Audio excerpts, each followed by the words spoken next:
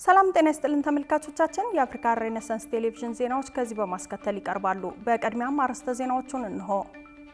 ትራምፕ ግብጽ በቂ ውሃ እንዳታገኝ አድርጓል ያሉትን የህዳሴ ግድብ ጉዳይ መፍታት አለብኝ ሲሉ መግለጻቸው ተሰምቷል። የኦብነግ ክንፍን ጨምሮ 3 ድርጅቶች የሶማሌ ህዝብ የራስን እድል በራስ መወሰን የተባለ ጥምረት መመስረታቸውን አስታወቁ። ዶናልድ ትራምፕ ካናዳን፣ ቬኔዙዌላን እና ግሪንላንድን ያካተተ አዲስ የአሜሪካን ካርታ ይፋ አደረጉ።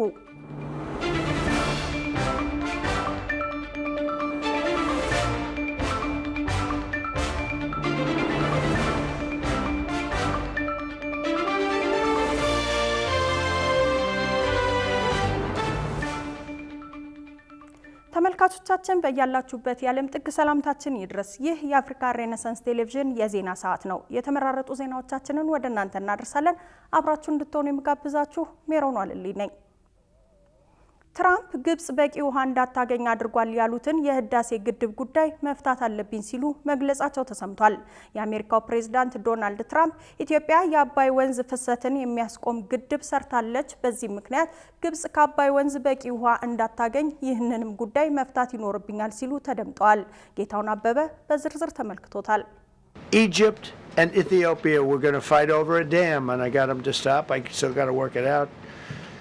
Because they put a dam up in Ethiopia that stops the flow from a little river called the Nile. ከቀናት በፊት በህዳሴው ግድብ ዙሪያ ኢትዮጵያና ግብጽን ለማደራደር ጥያቄ ያቀረቡት የአሜሪካው ፕሬዝዳንት ዶናልድ ትራምፕ ኢትዮጵያ የአባይ ወንዝ ፍሰትን የሚያስቆም ግድብ ሰርታለች ብለዋል። በዚህ ምክንያት ግብጽ ከናይል ወንዝ በቂ ውሃ እንደማታገኝ የተናገሩት ፕሬዝዳንቱ ይህንን ጉዳይ መፍታት ይኖርብኛል ሲሉ ተደምጠዋል። ትራምፕ ይህን የተናገሩት በድጋሚ ወደ ስልጣን የመጡበትን አንደኛ ዓመት በማስመልከት ትናንት ማክሰኞ ጥር 12 2018 ዓ.ም ለጋዜጠኞች በሰጡት መግለጫ ነው። ባለፈው አንድ ዓመት ውስጥ አስተዳደራቸው አሳክቷል ያሏቸውን ጉዳዮች ዘለግ ያለ ጊዜ ወስደው ያብራሩት ፕሬዝዳንቱ በተደጋጋሚ የሚናገሩትን 8 ጦርነቶችን አስቆሚያለሁ የሚል መከራከሪያ በዚህ መግለጫ ላይ አንስተዋል። ትራምፕ እንዳስቆሙ ከገለጿቸው ጦርነቶች ውስጥ በእስራኤልና ኢራን፣ የኮሶቮና ሰርቢያ፣ የኮንጎና ሩዋንዳ፣ የፓኪስታንና ህንድ እንዲሁም አርሜኒያና አዘርባይጃን መካከል የተካሄዱ ግጭቶችን የተጠቀሱ ሲሆን በኢትዮጵያና ግብጽ መካከል ሊነሳ ነበር ያሉትን ጦርነትም በዚህ ዝርዝር ውስጥ ተካቷል። እነዚህ ጦርነቶች ለመቋጨት የማይቻሉ በማለት የገለጹት ፕሬዝዳንቱ ለእያንዳንዱ ጦርነት የኖቤል ሽልማት ማግኘት ነበረብኝ ሲሉም ተደምጠዋል። ፕሬዝዳንቱ ከሚዘረዝሯቸው ከነዚህ ግጭቶች ውስጥ አብዛኞቹ ለቀናት ብቻ የቆዩ ግጭቶች ሲሆኑ በኢትዮጵያና ግብጽ መካከል ደግሞ አንድም ወታደራዊ እንቅስቃሴ አልተደረገም። ትራምፕ ግን በማክሰኞው ንግግራቸው ግብጽና ኢትዮጵያ በግድቡ ምክንያት ሊዋጉ ነበር፣ እኔ አስቆምኳቸው ብለዋል።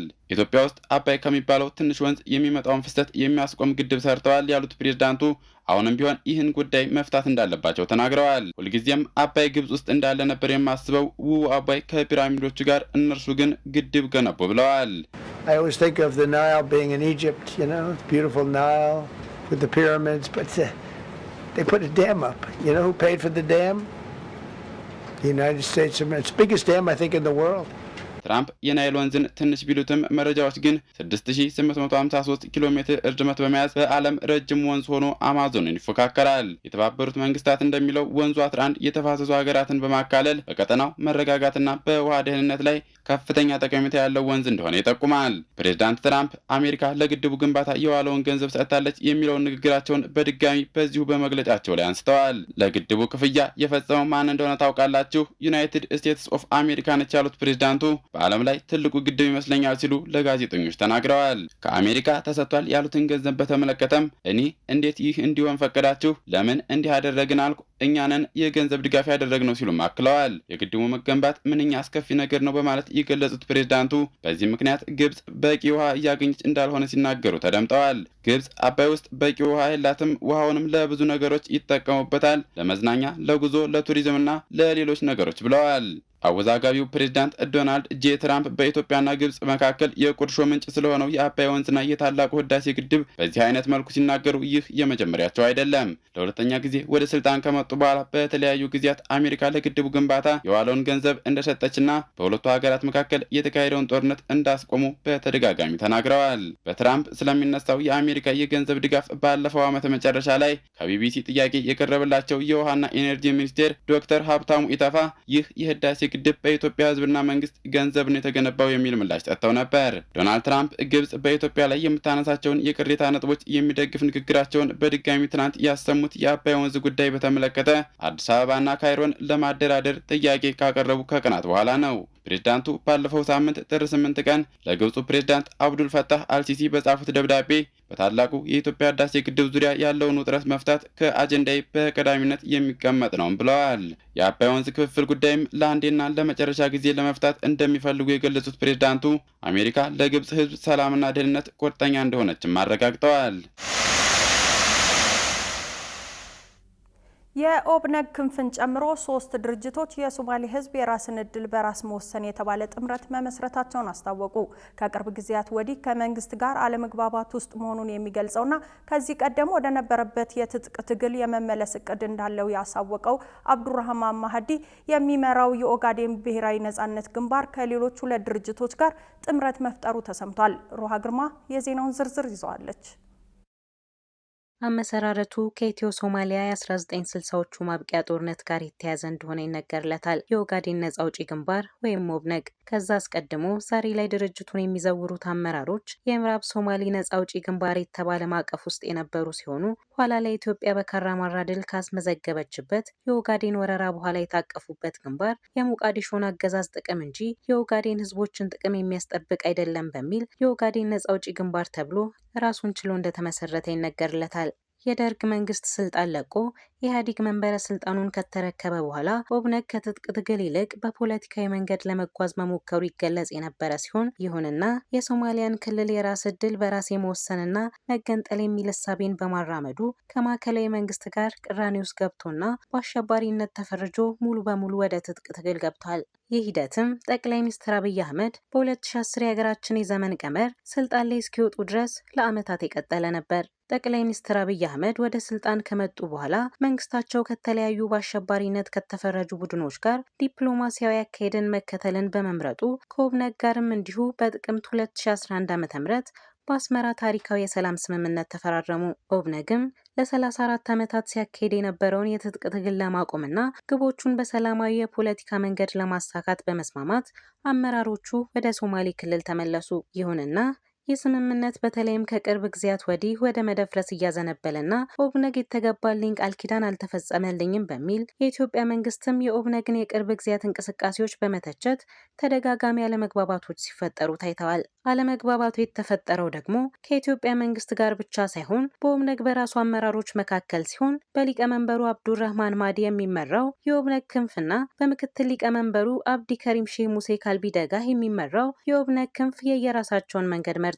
ምርጫ ቦርድ በበኩሉ የኦብነግ ሊቀመንበር አብዱራህማን ማህዲን ከስልጣን አስነስቶ ምክትሉን ካልቢ ደጋህን በሊቀመንበርነት መሾሙ የሚታወስ ነው። ታዲያ ካለፉት ቅርብ ጊዜያት ወዲህ የዳግም ትጥቅ ትግል መንገዱን መምረጡን መግለጽ የጀመረው በአብዱራህማን ማህዲ የሚመራው የኦብነግ ክንፍ በሶማሌ ክልል ላይ ትኩረት ካደረጉ ሌሎች 2 ፖለቲካዊ ንቅናቄዎች ጋር በመቀናጀት የሶማሌ ህዝብ የራስን ዕድል በራስ የመወሰን ጥምረት የተባለ ስብስብ መመስረታቸውን አስታውቀዋል። 3ቱ አካላት ጥምረቱን መመስረታቸውን ያስታወቁት ጥር 12 2018 ዓ.ም በኦብነግ የማህበራዊ ሚዲያ ገጽ ላይ ባወጡት መግለጫ ሲሆን አዲሱ ጥምረት የሶማሌ ህዝብን ፖለቲካዊ ውክልና ለማጠናከር ያለመ የተቀናጀ ፖለቲካዊ፣ ዲፕሎማሲያዊና ሲቪክ መድረክ እንደሆነ ገልጸዋል። ጥምረቱን የመሰረቱት የኦብነግ ክንፍ፣ ኮንግረስ ፎር ሶማሌ ኮዝ እና ሶማሊ ሪጂናል ዴሞክራቲክ አሊያንስ ባወጡት የጋራ መግለጫ የከንቱ ድርድር ዘመቻ አብቅቷል ብለዋል። የአሁኑና ያለፉት የኢትዮጵያ መንግስታት በሶማሌ ህዝብ ላይ የተከተሉት የአገዛዝ ስርዓት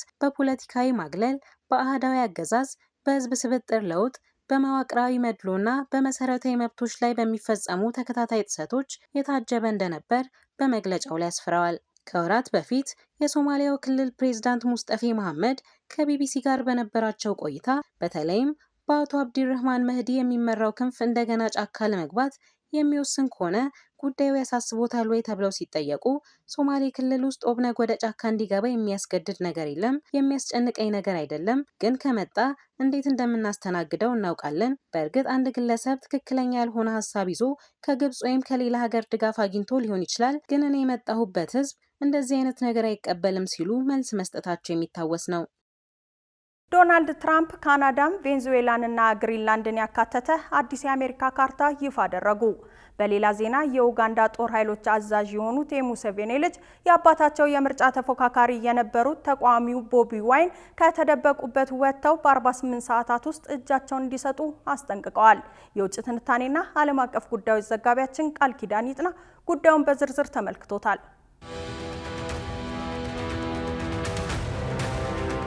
የዶናልድ ትራምፕ ቃል እውነት ይሁን ሐሰት ለመገመት ለመተንበይ አስቸጋሪ የሚሆንባቸው የታሰበው ቀርቶ ያልታሰበው የተፈጸመባቸው ጊዜያት በርካታ ናቸው።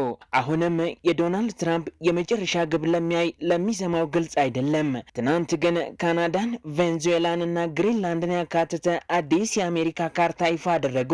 ትራምፕ በዚህ ብቻ ሳያበቁ ግሪንላንድን እንደ አሜሪካ ግዛት አድርገው ራሳቸውን ከምክትል ፕሬዚዳንት ጄዲ ቫንስ እና ከውጭ ጉዳይ ሚኒስትር ማርኮ ሩቢዮ ጋር የሚያሳይ በኤአይ ማለትም በሰው ሰራሽ አስተውሎት የተፈጠሩ ምስሎችን አጋሩ። ታዲያ ብዙ ሰዎች ይኸው የትራምፕ ህልም እንደወረደ በገሃዱ ዓለም ሲተገበር አይተን ልክ እንደ ሉዚያናና እንደ አላስካ ግዛቶች ግዢ ስማቸውን ታሪክ ላይ ያጽፉ ይሆን ወይስ ይህን ዛቻ እንደ ማስፈራሪያ ተጠቅመው ከየሀገራቱ የተሻለ የድርድር ውጤትን ያስመዘግባሉ አሊያም እንደው ዝም ብለው አየሩን ሊሞሉ ቀልብ ሊገዙ ያጋሩት ይሆን በሚል ግራ መጋባታቸውን ዘዋሽንግተን ፖስት ዘግቧል።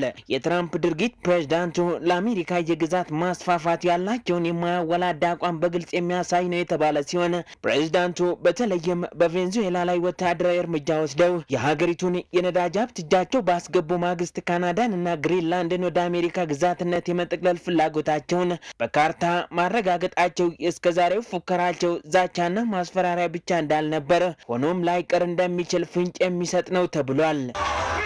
Ugandan opposition leader Bobi Wine said on Saturday he had escaped a police and army raid on his house. በሌላ ዜና የኡጋንዳ ጦር ኃይሎች አዛዥ የሆኑት የሙሴቬኒ ልጅ አባታቸው የምርጫ ተፎካካሪ የነበሩት ተቃዋሚው ቦቢ ዋይን ከተደበቁበት ወጥተው በ48 ሰዓታት ውስጥ እጃቸውን እንዲሰጡ ማስጠንቀቃቸውን የፈረንሳዩ ዜና አገልግሎት ኤኤፍፒ ዘግቧል። አወዛጋቢው የኡጋንዳው ፕሬዝዳንት ዩዌሪ ጋኮታ ሙሴቬኒ ልጅና የሀገሪቱ ጦር ኃይሎች አዛዥ ጀነራል ሙሆዚ ካይኔሩጉባ ታቸው ባሸነፉበት ምርጫ ዋነኛ ተፎካካሪ የነበሩትን የተቃዋሚ ፓርቲ ፕሬዝዳንታዊ እጩ በ48 ሰዓታት ውስጥ እጃቸውን እንዲሰጡ ያስጠነቀቁት በማህበራዊ ሚዲያ ገጻቸው ላይ ባሰፈሩት ጽሑፍ ነው። በእውነተኛ ስማቸው ሮበርት ኪያጉላኒስ ሴንታሙ የሚባሉት ቦቢ ዋይን ፕሬዝዳንት ሙሴቬኒ በ81 ዓመታቸው ለሰባተኛ ጊዜ ያሸነፉበት ምርጫ ውጤት ይፋ ከመሆኑ በፊት የመንግስት ጸጥታ ኃይሎች ከቤት ሊወስዷቸው ሲመጡ ማምለጣቸውንና ተደብቀው እንደሚገኙ አሳውቀዋል ሲል ኤኤፍፒ ዘግቧል።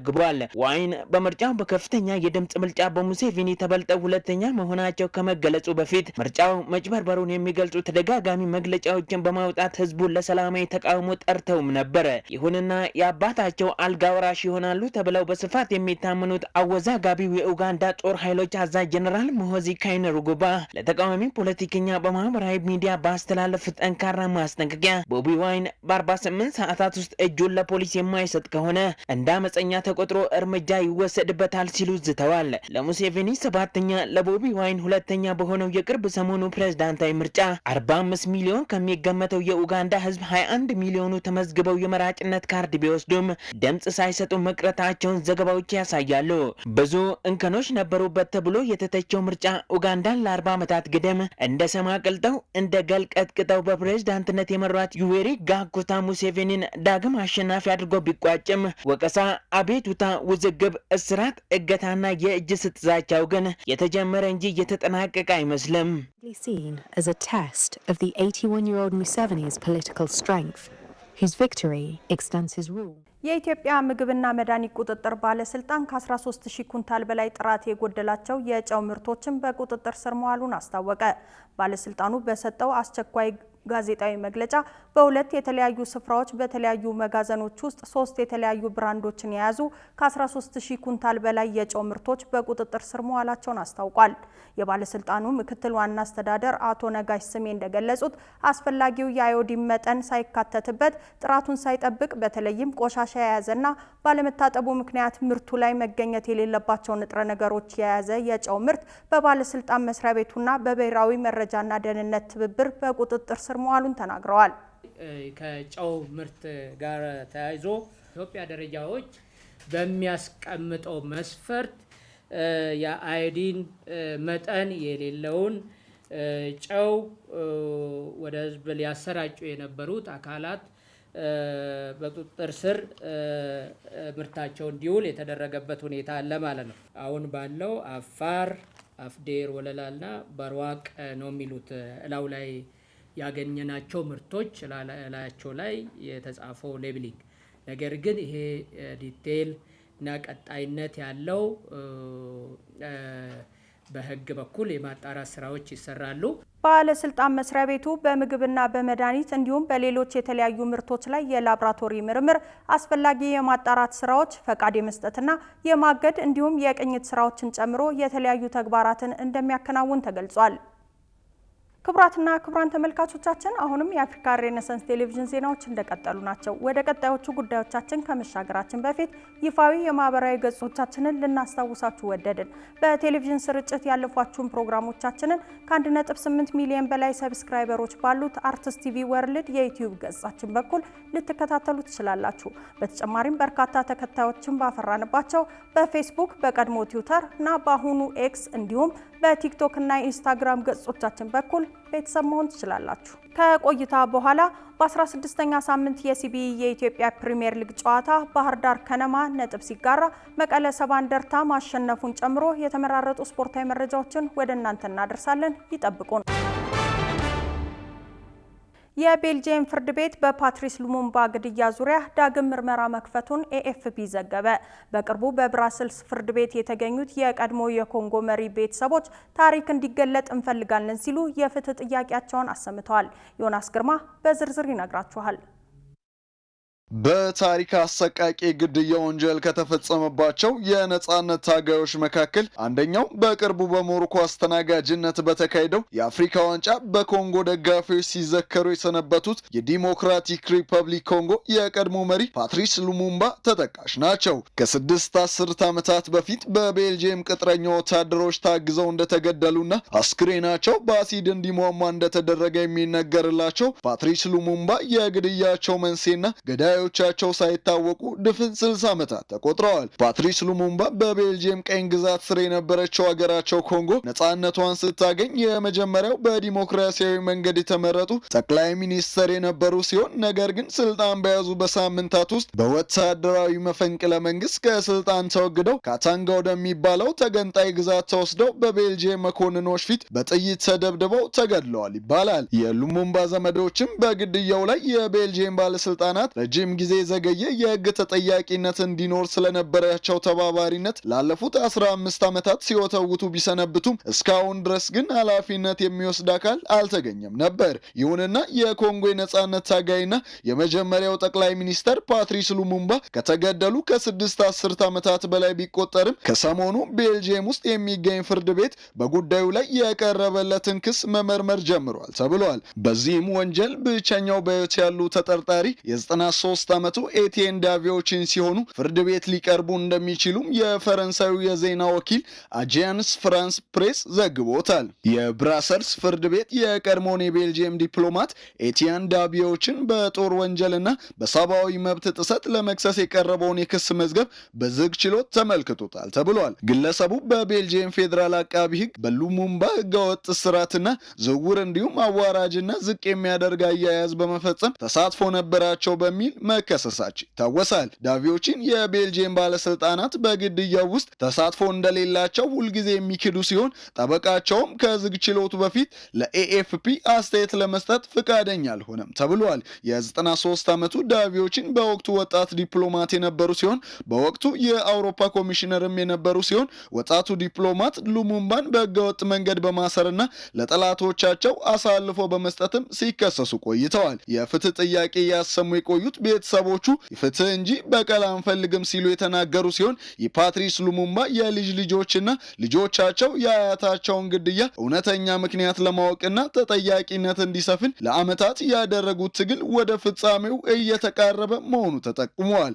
እንደ ዘገባዎቹ ከሆነ ቤተሰቡ አሁንም የሚጠይቁት የገንዘብ ካሳ ሳይሆን በእነዚያ ጥቁር ቀናት ውስጥ ምን እንደተከሰተ እውነቱ በይፋ እንዲወጣ ነው ተብሏል። ፍርድ ቤቱም ክሱን ከተቀበለው እውነተኛው የፍርድ ሂደት በ2027 መጀመሪያ ላይ ሊካሄድ ይችላል ተብሎ ይጠበቃል። ከ4 ዓመታት በፊት የፓትሪክ ሉሙምባ ብቸኛ ቅሪት የሆነው የወርቅ ጥርስ ከቤልጂየም ወደ ኮንጎ ሲመለስ የነበረው ታሪካዊና ልብ የሚነካ ስነ ስርዓት ምን ያህል የአገሬው ነዋሪ ለነጻነት ታጋያቸው ያላቸውን አክብሮትና ፍቅር ቁልጭ አድርጎ አሳይቷል ተብሏል። ከ65 ዓመት በኋላ የፍትህ ጭላንጭል የተገኘለት የኮንጎ የነጻነት ታጋይ ተምሳሌት ፓትሪስ ሉሙምባ ዘግይቶም ቢሆን ፍትህ ይገኝለታል ወይስ ደመከልብ እንደሆነ ይቀራል የሚለው በጊዜ ሂደት የሚታይ ይሆናል።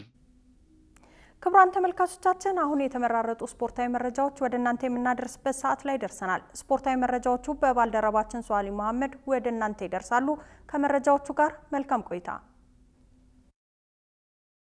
ከአፍሪካ ሬኔሳንስ ቴሌቪዥን የሰዓቱን ስፖርታዊ መረጃዎች ይዘን መጥተናል። መረጃዎቻችንን ከሀገር ውስጥ እናስቀድማለን። 16ኛ ሳምንት የሲቢ ኢትዮጵያ ፕሪሚየር ሊግ ጨዋታዎች ትላንት ሲጀምሩ ባህር ዳር ከነማ ነጥብ ሲጋራ መቀለ ሰባ እንደርታ በበኩሉ ድል ቀንቶታል። በሲዳማ ቡና መሪነት እየተካሄደ የሚገኘው ሊጉ ትላንት ሲጀምር ወላይታ ዲቻ ከባህር ዳር ከተማ ያለምንም ግብ አቻ ተለያይተዋል። በአዳማ ሳይንስና ቴክኖሎጂ ዩኒቨርሲቲ ስታዲየም የተደረገው ጨዋታ ተደጋጋሚ ለግብ የቀረቡ ሙከራዎች ቢደረጉበትም ኳስና መረብ ሳይገናኝ ጨዋታው ተጠናቋል። አሰልጣኝ መሳይ ተፈሪንም ከሾመ በኋላ ውጤት ያልሰመረለት ወላይታ ዲቻ የትላንቱን ጨምሮ ካለፉት 6 ተከታታይ ጨዋታዎች አንድም ማሸነፍ አልቻለም።